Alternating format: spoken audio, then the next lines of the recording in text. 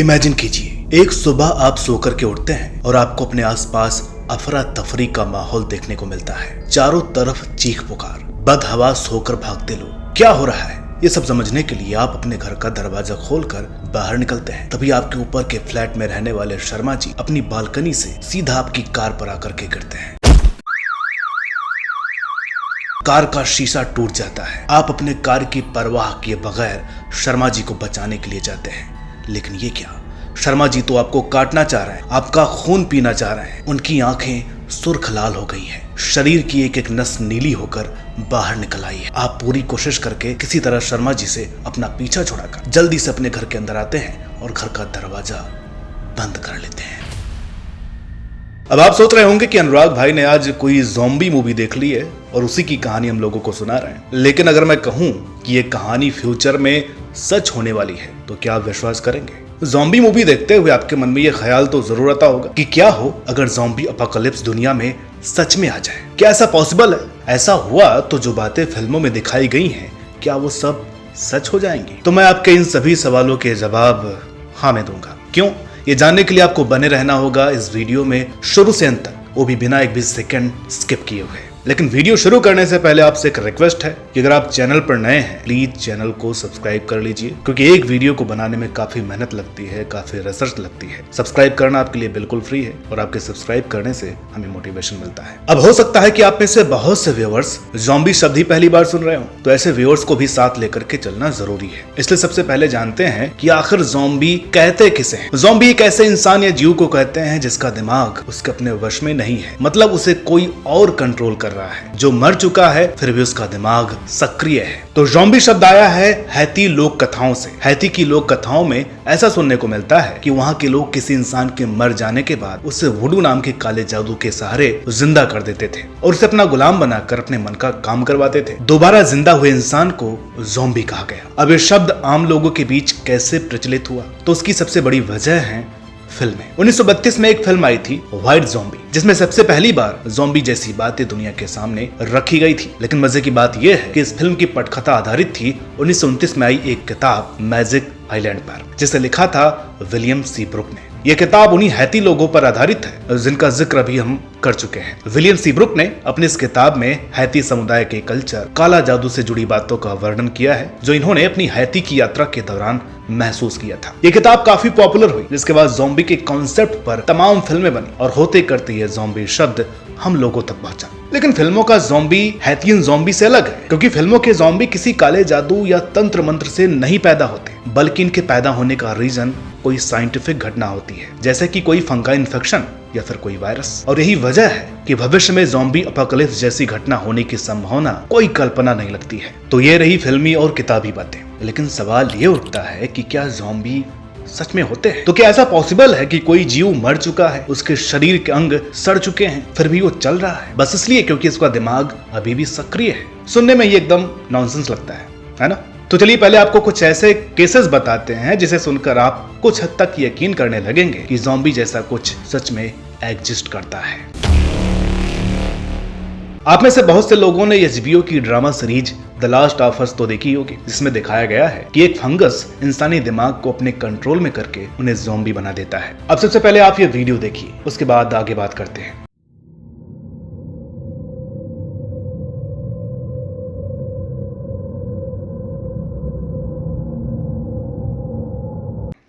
देखा? क्या देखा? यह है सिकाडा नाम का कीड़ा जो मर चुका है। इसके शरीर के वाइटल पार्ट्स सड़ चुके हैं, लेकिन यह भी मूव कर रहा है। कैसे? तो इसके बॉडी और दिमाग को कंट्रोल कर रही है एक तीसरी शक्ति। ये तीसरी शक्ति है मेसोस्पोरा फंगस, जो इस सिकाडा के वाइटल बॉडी पार्ट्स के ना होने के बावजूद इसे चला फिरा रहा है। ये फंगस इस कीड़े के दिमाग पर पूरी तरह से कंट्रोल कर चुका है। इसी तरह के एक और फंगस की बात करते हैं जो ज्यादातर चींटियों को इन्फेक्ट करता है, कॉर्डिसेप्स फंगस, जिन्हें ज़ॉम्बी अंड फंगस भी कहा जाता है। कॉर्डिसेप्स फंगस अपने स्पोरस के जरिए अपने शिकार को टारगेट करता है और उन्हें इन्फेक्ट करता है। यह फंगस उन कीड़ों के शरीर में बैठकर उन्हें कंट्रोल करता रहता है और साथ ही साथ उनके शरीर को तब तक खाता रहता है जब तक उसका शरीर पूरी तरह से खत्म नहीं हो जाता। तो क्या ऐसा ही कोई फंगस ह्यूमन बॉडी को भी इन्फेक्ट कर सकता है? यानी इंसान के दिमाग को भी कंट्रोल कर सकता है। अब इस कॉर्डिसेप्स फंगस की 200 से अधिक प्रजातियों को खोजा जा चुका है और भी प्रजातियां भी खोजी जानी बाकी हैं, जिनमें कोई प्रजाति ऐसी भी हो सकती है जो ह्यूमन को अफेक्ट कर पाए, या हो सकता है कि समय के साथ साथ इसमें इतनी ताकत आ जाए कि ह्यूमन बॉडी को इन्फेक्ट कर पाए, या फिर किसी लैब में प्रयोग के माध्यम से इस फंगस को और ज्यादा पावरफुल बनाया जा सके, जैसा कि कोरोना वायरस के केस में हुआ था। क्योंकि अधिकतर लोगों का मानना है कि कोरोना वायरस लैब से निकला हुआ वायरस था। कनाडा के वैंकूवर में ब्रिटिश कोलंबिया विश्वविद्यालय के जूलॉजिस्ट फिलिप फर्नांडिस फोरनियर ने इक्वाडोर के अमेज़न में एक चौंकाने वाली खोज की। उन्होंने जोटीपोटा ततैया की एक ऐसे प्रजाति की खोज की जो एनोलोसिमस एक्जिमियस प्रजाति की मकड़ियों को इस हद तक नियंत्रित कर सकती है जिसे प्रकृति में पहले कभी नहीं देखा गया है। एक्जिमियस मकड़ियां ग्रुप्स में रहना पसंद करती हैं, कभी भी अपने कॉलोनियों से बहुत दूर नहीं जाती हैं। लेकिन फोरनियर ने देखा कि जेटीपोटा लार्वा से इन्फेक्टेड इन मकड़ियों ने एक अजीब सा व्यवहार किया। इन्फेक्टेड मकड़ियां अपनी कॉलोनी से दूर जाकर कोकून जैसे जाल बना रही थी और वो जाल काफी मजबूत थे। जब फर्नांडिस ने इन कोकून को खोला तो उन्होंने पाया कि इसके अंदर जेटीपोटा लार्वा बढ़ रहा है। आगे देखा गया कि जेटीपोटा ततैया एक्जिमियस मकड़ियों के पेट पर अंडे देती है। जब अंडा फूटता है और ततैया का लार्वा बाहर निकलता है तो यह मकड़ी को खाना शुरू कर देता है और उसके शरीर पर नियंत्रण कर लेता है। जब लार्वा अपने शिकार पर पूरी तरह से कंट्रोल पा लेता है तो उसे एक ज़ॉम्बी जैसे प्राणी के रूप में बदल देता है। फर्नांडिस फोरनियर कहते हैं कि मकड़ियों के व्यवहार में हेरफेर करने वाले ततैया को पहले भी देखा गया है, लेकिन इस लेवल पर नहीं। ततैया मकड़ी के दिमाग को पूरी तरह से अपने कब्जे में ले लेती है और उससे कुछ ऐसा करवाती है जो वह कभी नहीं करती। यानी कि इस पृथ्वी पर ऐसे भी जीव मौजूद हैं जो किसी को ज़ॉम्बी बना सकते हैं। 2014 में फ्रांस के एक्स मार्सेले यूनिवर्सिटी के रिसर्चर्स ने साइबेरियाई परमाफ्रॉस्ट से एक आकर्षक जीव खोजा, एक वायरस जो लगभग 30,000 साल पुराना है, जिसे उन्होंने नाम दिया पिथोवायरस साइबेरिकम। ये वायरस छोटे होते हुए भी माइक्रोस्कोप से आसानी से दिखाई देते हैं। यह एक डीएनए वायरस है जिसमें 500 तक जीन होते हैं। वायरस में इतनी बड़ी मात्रा में डीएनए होना उन्हें खतरनाक बना सकता है क्योंकि बहुत लंबे समय तक टिके रह सकते हैं। हालांकि जिंदा होने के बाद इस वायरस ने केवल अमीबा को इन्फेक्ट किया, ह्यूमंस या अन्य जानवरों को नहीं। फिर भी वैज्ञानिकों ने चेतावनी दी है कि परमाफ्रॉस्ट के अंदर ऐसे ही विशालकाय वायरस दबे हो सकते हैं जो पूरी इंसानियत को खत्म कर सकते हैं। अगर ऐसा कुछ हुआ तो इसका सबसे बड़ा कारण होगा ग्लोबल वार्मिंग। लेकिन अब सवाल ये है कि क्या इंसान भी ज़ॉम्बी बन सकते हैं? इंसान के ज़ॉम्बी बनने की संभावना को पहले एक बहुत बेसिक तरीके से आपको समझाते हैं। आपने रेबीज वायरस का नाम तो जरूर सुना होगा, जो कि जनरली कुत्तों से इंसानों में पहुंचता है। इस वायरस के प्रभाव में आने से इंसान वायलेंट हो जाता है और बिना चेतावनी के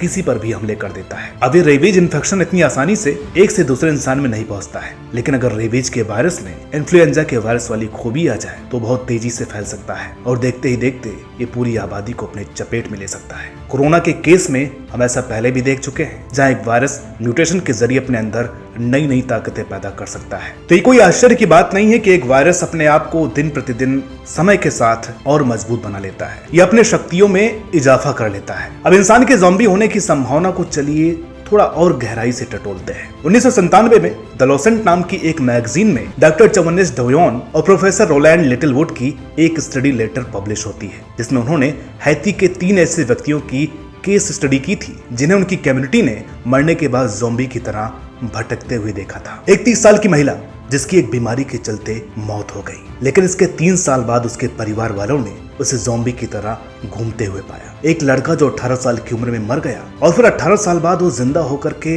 वापस आ गया। उसने ये दावा किया कि एक ड्रग के माध्यम से उसके अपने ही एक रिश्तेदार ने उसे ज़ॉम्बी बनाकर रखा और 18 साल तक गुलाम बनाकर अपने खेतों में काम करवाता रहा। एक और महिला जो 18 साल की उम्र में मर गई थी, लेकिन 13 साल बाद उसे फिर से एक ज़ॉम्बी के रूप में देखा गया। हालांकि ये भी एक रहस्य है कि मरने के बाद इन तीनों को ताबूत से बाहर किसने निकाला। डॉक्टर डोयोन और प्रोफेसर लिटिलवुड ने जब इन तीनों मामलों की जांच की तो पाया कि वे किसी बुरे जादू के शिकार नहीं हुए थे, बल्कि उनके ज़ॉम्बी बनने के पीछे मेडिकल रीजंस थे। पहले केस में महिला को कैटेटोनिक सिजोफ्रेनिया था। ये एक दुर्लभ स्थिति होती है जिसमें एक व्यक्ति बिना होशो हवास के भटकता रहता है। दूसरे केस में व्यक्ति को ब्रेन डेड का अनुभव हुआ था और उसे मिर्गी भी आती थी, जबकि तीसरे केस में महिला को लर्निंग डिसेबिलिटी थी। इसी तरह कॉर्डेट सिंड्रोम नाम का एक साइकेट्रिक डिसऑर्डर भी है, जिसकी वजह से लोग लाश की तरह बिहेव कर सकते हैं। ऐसे लोगों को ये भ्रम रहता है कि वे मर चुके हैं या सड़ रहे हैं। ये साइकेट्रिक डिसऑर्डर बहुत ही रेयर है। एक केस स्टडी में एक 53 वर्षीय महिला के बारे में ये बताया गया कि वो शिकायत कर रही थी कि वो मर चुकी है, उसे अपने शरीर के सड़ने की गंध आ रही थी।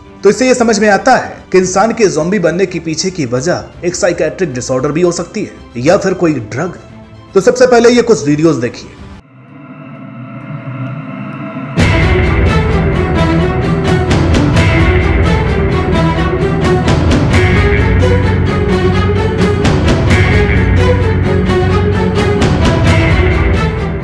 क्या देखा? नहीं भाई, ये किसी फिल्म का सीन नहीं है, बल्कि ये असल घटना है। ये असर है एक ड्रग का, जिसकी वजह से ये लोग ऐसा बिहेव कर रहे हैं। अमेरिका में कुछ लोग नशे के लिए जाइलाजाइन नाम की दवा का इस्तेमाल कर रहे हैं। आमतौर पर इस दवा का इस्तेमाल जानवरों पर किया जाता है, जिससे जानवरों को बेहोश करने में मदद मिलती है। लेकिन अमेरिका के कई शहरों में यूथ इस दवा को बतौर ड्रग इस्तेमाल कर रहे हैं और इससे उन्हें भी बेहोशी जैसी नींद आना, सांसें धीमी हो जाने की समस्या हो रही है। बार बार इस ड्रग का इस्तेमाल करने वाले या फिर ज्यादा डोज लेने वाले लोगों की मौत भी हो रही है। साथ ही इस ड्रग के इस्तेमाल से लोगों की त्वचा सड़ रही है और वो ज़ॉम्बी जैसे दिख रहे हैं। ड्रग के साइड इफेक्ट से शरीर पर घाव हो रहे हैं और अगर इस पर ध्यान न दिया जाए तो इससे स्किन की सेल्स डेड हो जाती हैं। ऐसे में उस अंग को काटना पड़ता है। जाइलाजाइन को फेंटानिल के साथ मिलाकर ट्रैंक डोप तैयार किया जाता है, जिसे नशे के तौर पर इस्तेमाल किया जाता है। अब चिंता की बात यह है कि ये ट्रैंक डोप अमेरिका की सड़कों पर आसानी से मिल भी जाते हैं। तो ऐसा हो भी सकता है कि फ्यूचर में कोई पावरफुल कंट्री एक ऐसा ड्रग तैयार कर ले जिसकी मदद से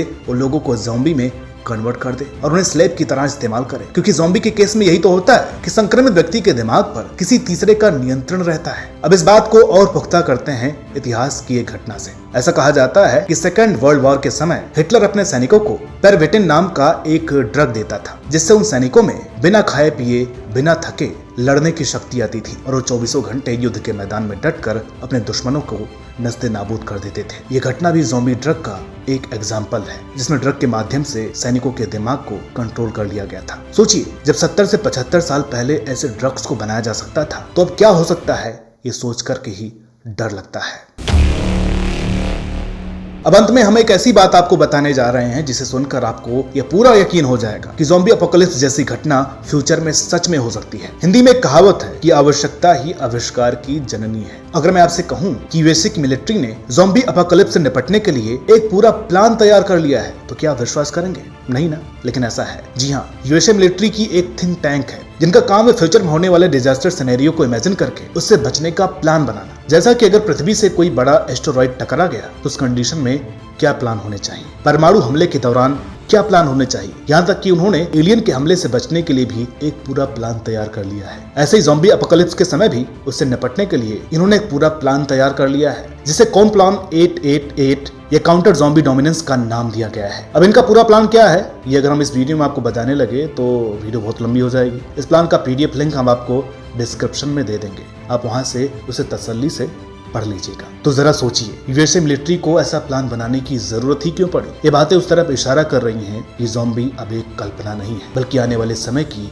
एक भयावह सच्चाई है, जो कितनी भयावह होगी ये कहा नहीं जा सकता। लेकिन इसका एग्जाम्पल आप कोरोना जैसी महामारी से समझ सकते हैं, जिसके आगे बहुत छोटी सी बीमारी है और इसके घाव अभी तक नहीं सूखे हैं। तो ये कब होगा, कैसे होगा, क्या होगा, ये तो वक्त ही बताएगा। अब ज़ॉम्बी अपोकलिप्स को लेकर के आप क्या सोचते हैं, कमेंट करके जरूर बताइएगा। और हाँ, ज़ॉम्बी बनने के बाद आप सबसे पहले किसको खाना पसंद करेंगे? अब ध्यान से सुनिए, इस वीडियो को बनाने में लगी है बहुत मेहनत, तो वीडियो को लाइक तो करना ही, साथ ही साथ कम से कम एक ऐसे इंसान के साथ इस वीडियो को शेयर कीजिएगा जिस वीडियो को पूरा देखे। और हाँ, ऐसे वीडियोस देखना चाहते हैं तो चैनल को अभी तुरंत सब्सक्राइब कर लीजिए। मिलते हैं आपसे अगले वीडियो में, तब तक के लिए नमस्कार।